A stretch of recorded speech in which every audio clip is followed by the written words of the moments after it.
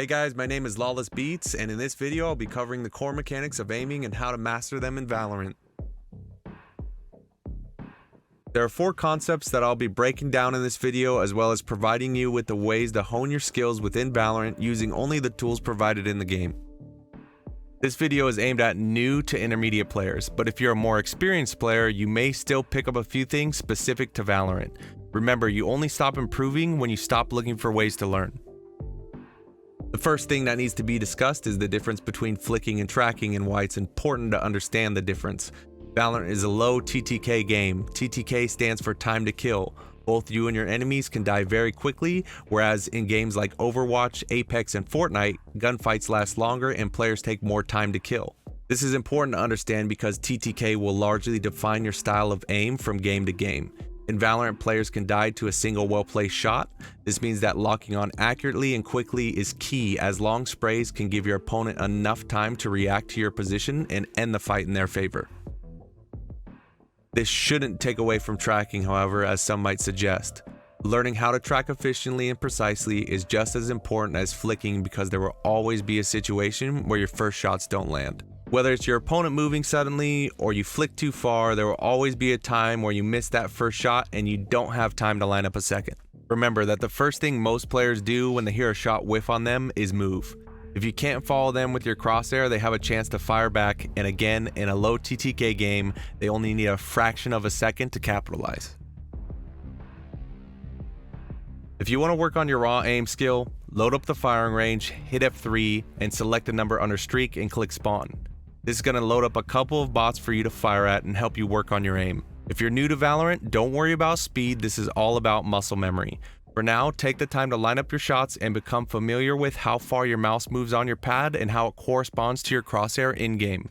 As you get better at this, speed up accordingly. Remember that right now you're going to miss, and that's okay. If you start missing too many, slow down to a level you're comfortable with and start speeding up from there. Once you've got a good handle on your muscle memory, you can move on to the second concept, reaction time. It's not enough just to be able to hit your shots in Valorant, it's about how fast you can do it.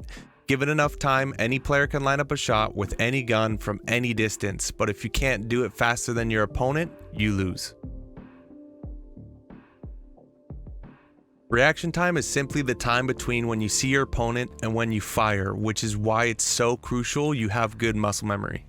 The stronger your muscle memory, the faster you'll be able to line up your shots and hit them, which is why it's very important to practice that first.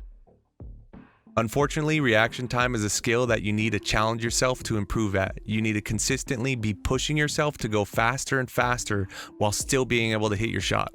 The good news is that Valorant has a tool for you to practice with. Once again, load up the firing range, hit F3, but this time select speed. I highly recommend taking your time with this. Start on easy, work your way up. This course is challenging and it's supposed to be. If you load up hard and start missing your shots, you're gonna get frustrated and you're gonna give up, and that means you're not gonna improve. As with any skill, there are no shortcuts. It takes time, effort, and patience. Moving on to our third concept, it's time to talk about spray control. We've discussed how tracking is important when it comes to aiming in Valorant, and there are definitely other situations where holding left click while flicking from one target to another comes into play. Whether that's dealing with an aggressive peeker or fighting multiple opponents, in other situations spraying is easier, faster, and more efficient.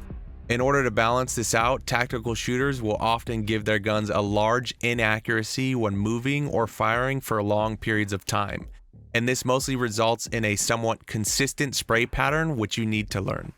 Unfortunately, Valorant spray patterns tend to have deviations to them, so if you want to learn how to deal with that as best you can, I've covered that in a video which you can find in the link below. The basic idea for spray control is to simply pull your mouse in the opposite direction that your gun is swaying towards with its recoil. Now, while this does take time to learn and it is important, the easiest tip I can give you is to pull down to counter the recoil for now and focus on the first 2 mechanics. Once you feel comfortable with those, then you can watch my video on the subject and start tightening up your recoil. Finally, we have to talk about crosshair placement. Now, this will come with time and playing the game. But the idea behind this is simply to keep your crosshair at a consistent head level in order to flick to heads faster and peek corners with greater success. It's much easier to flick your mouse side to side than it is diagonally, and remember that a shorter travel time means that your shots line up faster, giving you the edge in a duel. When talking about aim, it's hard not to talk about DPI and sensitivity. It's very subjective from person to person. If you'd like me to make a video about this, let me know in the comments below. Now, if this video helped you, which I hope it did, hit it up with a like, share it with your friends, subscribe if you want to show your support, and let's get everybody up to speed and help Valorant become the skill-based game it's meant to be.